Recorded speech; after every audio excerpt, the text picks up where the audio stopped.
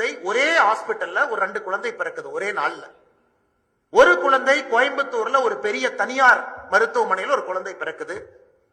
ஒரு குழந்தை கோயம்புத்தூர்ல இன்னொரு பகுதியில ஒரு அரசு ஆரம்ப சுகாதார நிலையத்தில் ஒரு குழந்தை பிறக்குதுன்னு வச்சுக்கலாம்.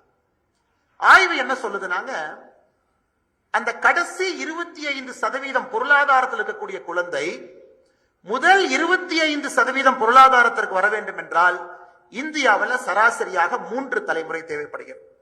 அதாவது கடைசி 25% பொருளாதாரத்தில் இருக்கக்கூடிய குழந்தை முதல் 25% பொருளாதாரத்திற்கு வர வேண்டும் என்றால் 3 தலைமுறை.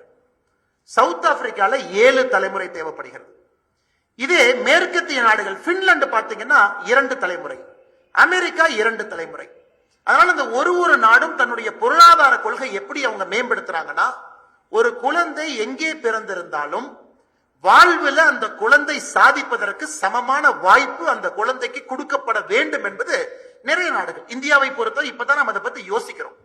சுதந்திரத்திற்கு பிறகு 75-80 ஆண்டுகள் இத்தனை லட்சக்கணக்கான கோடிக்கணக்கான மக்கள் வருமான கோட்டு கீழ் இருக்கிறாங்க, உணவு இல்லை. அதையெல்லாம் சமாளிச்சு வர்றோம். உறுதியாக இன்னும் 50 ஆண்டுகள் கழித்து இந்தியாவில் நாம் பொருளாதாரத்தை பார்க்கும் பொழுது நிச்சயமா எஸ்டேட் டாக்ஸ் கண்டிப்பா வந்திருக்கும். அது எந்த மாற்று கருத்தும் இல்லை, உறுதியா வந்திருக்கும். ஏன்னா அந்த நிலைமைக்கு நாம் வரும் பொழுது அதை நாம் செய்வோம். அப்ப 3 தலைமுறை ஆகக்கூடிய இடத்துல 2 தலைமுறையாக நாம் மாற்றுவோம். அப்புறம் பின்லாந்து, ஸ்வீடன், நார்வே மாதிரி 1 தலைமுறையாக மாறும். இதை புரிந்து கொள்ள வேண்டிய கட்டாயம் நமக்கு இருக்கு. ஏன்னாங்க, நான் ஒன்னும் பெரிய பணக்காரன் இல்லை. இங்க இருக்கக்கூடிய நாம் நிறைய பேர் நடுத்தர வாழ்க்கை வாழ்றோம். ஆனால் பணம் இருக்கக்கூடிய யாரோ ஒருவர் என்னுடைய பணத்தை சரியான முறையில, அதனால இங்க வந்திருக்கக்கூடிய பெரியோர்கள் எல்லாம் என்னை பொறுத்தவரை 2வது முக்கிய சிறப்பு விருந்தினர்கள். நீங்க குழந்தை முதல் முக்கிய சிறப்பு விருந்தினர்கள். இதை ஊக்கப்படுத்துவதற்காக நேரம் எடுத்து வந்திருக்கிறீங்க. யாரோ குழந்தைக்கு ஊக்கத்தொகை போகுது, யாரோ கொடுக்கறாங்க, நாம் எதுக்கு வரணும் அப்படி நீங்க யோசிக்கல. நாமும் வருவோம், இந்த நிகழ்வுல பங்கேற்போம். இதை பார்த்து நாமும் 4 பேருக்கு சொல்லுவோம், இன்னும் 4 பேர் நல்லது பண்ணுவாங்க அப்படின்னு நீங்க வந்திருக்கிறீங்க. ஏதோ ஒரு சூழல்ல அந்த குழந்தை தன்னுடைய தந்தை இழந்திருக்கிறாங்க. இதே இந்த குழந்தை லாட்டரி மாதிரி இந்தியால பிறக்காம இருந்து இந்த குழந்தை பின்லாந்துல பிறக்குதுன்னு வச்சுக்கலாம். இந்தியால பிறக்கல, பின்லாந்து ஸ்காண்டினேவியால அந்த குழந்தை பிறந்திருக்கிறாங்கன்னா இந்த குழந்தையினுடைய முழு பொறுப்பு அரசுக்கு போயிடும். அங்க பின்லாண்டோ, அமெரிக்காவோ, யூகேலையோ பாத்தீங்கன்னா முழுவதுமாக கல்வி செலவு அரசு ஏத்துக்கிறாங்க. எந்த குழந்தையும் தனியார் பள்ளி, பிரைவேட் பள்ளிங்கிற பேச்சே கிடையாது.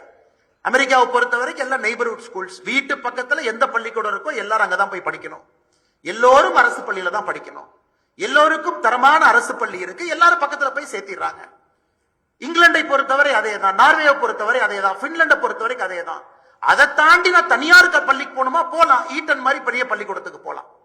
எனக்கு இந்தியாவில் சுதந்திரத்திற்கு பிறகு நம்முடைய நாடு 2 இடத்திலே நாம் தோற்றிருக்கின்றோம் என்று உறுதியாக சொன்னால், கல்வியிலே தோற்றிருக்கின்றோம், மருத்துவத்திலே தோற்றிருக்கின்றோம். காரணம் என்னன்னாங்க, பணம் இருப்பவர்களுக்கு ஒரு மாதிரி வாழ்க்கை, பணம் இல்லாதவர்களுக்கு ஒரு மாதிரி வாழ்க்கை என்று சுதந்திரத்திற்கு பிறகு கிட்டத்தட்ட 75 ஆண்டுகளை தாண்டி பார்த்து கொண்டிருக்கின்றோம். பணம் இருக்கா காப்பாத்திரலாம், பணம் இல்லையா காப்பாற்ற முடியாது. இன்னைக்கு அந்த பிரச்சனை இருக்கு.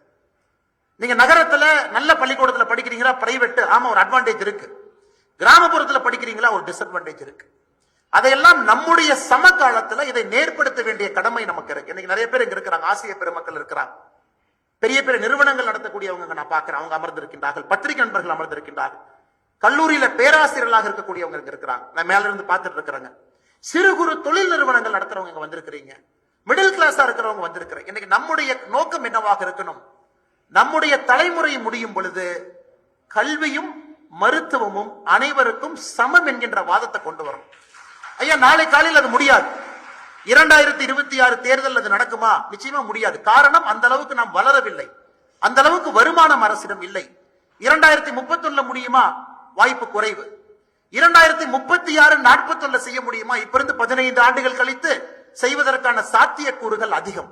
இன்னைக்கு அதை நோக்கி நம்முடைய அரசியல் நகரணும், நம்முடைய அரசியல் பேச்சுக்கள், அரசியல் நடவடிக்கைகள் அதை நோக்கி நகரணும். எல்லோருக்கும் சமமான கல்வி கொடுக்கணும், அதுக்காக முயற்சி பண்ணணும். அதுக்கு நம்ம மைக் இருக்கு, நம்ம ஒரு அரசியல்வாதி நாளை காலில் பண்ணிட முடியாது. 15 ஆண்டுகளுக்குள்ள செய்ய முடியுமா? கட்டாயமா செய்ய முடியும். அதனால இந்த குழந்தைகளுக்கு நாம் கொடுக்கக்கூடிய ஊக்கத்தொகை என்பது நிச்சயமாக அவர்களுடைய வாழ்க்கையை சமப்படுத்துவதற்கான வாய்ப்பாக இதை நான் பார்க்கின்றேன். இதை மிக முக்கியமா பார்க்கிறேன். இன்னைக்கு அந்த குழந்தையினுடைய கையை கட்டிட்டு, கண்ணை கட்டிட்டு 100 மீட்டர் ரேஸ்ல ஓடுனா எப்படி ஓடுவாங்க? கண்ணையும் கட்டியாச்சு, கையும் கட்டியாச்சு. இன்னைக்கு தனியார் பள்ளியில படிக்கக்கூடிய குழந்தைகளுக்கு NEET coaching, multiple coaching, civil service coaching 5 லட்சம் ரூபாய். இன்னைக்கு நீங்க டெல்லியில போய் முழுவதுமாக ஒரு சிவில் சர்வீஸ் கோச்சிங், நான் மெயின்ஸ் எக்ஸாம் ப்ரிப்பேர் பண்ணுவேன், நான் வந்து ஒரு பிரிலிமினரிக்காக நான் ஒரு ஆப்ஷனல் பேப்பர் ப்ரிப்பேர் பண்ணுவேன், நல்ல இன்ஸ்டிடியூட் போகணும் அப்படின்னா 5 லட்சம் ரூபாய் செலவாகும். அப்ப எப்படி கிராமப்புறத்துல படிக்கக்கூடிய ஒரு குழந்தை எப்படி அந்த குழந்தை முதல் வாய்ப்புல அவர்களோட போட்டியிட்டு எப்படி சிவில் சர்வீஸ் எக்ஸாம்ல ஃபர்ஸ்ட் அட்டெம்ப்ட்ல எப்படி ஐஏஎஸ் ஆக முடியும்? அதையெல்லாம் நாம் இன்னைக்கு யோசிக்கணுங்க. அரசியல் இருக்கிறவங்க, ஆட்சியில் இருக்கிறவங்க, அதிகாரத்தில் இருக்கிறவங்க, நம்மை போன்று சமுதாயத்தை மாற்றக்கூடிய பொறுப்பில் இருக்கிறவங்க நம்ம யோசிக்கணும். நாம் எதை செய்தாலும் கூட, நம்ம எதுக்கு கையெழுத்து போட்டாலும் கூட கல்வியும் மருத்துவமும் இதனால் சமமாக ஆவதற்கான வாய்ப்பை ஏற்படுத்துகின்றோமா என்று நாம் யோசிக்க ஆரம்பிச்சோம்னா நிச்சயமா நல்ல சமுதாயத்தை நம்மால் உருவாக்க முடியும்.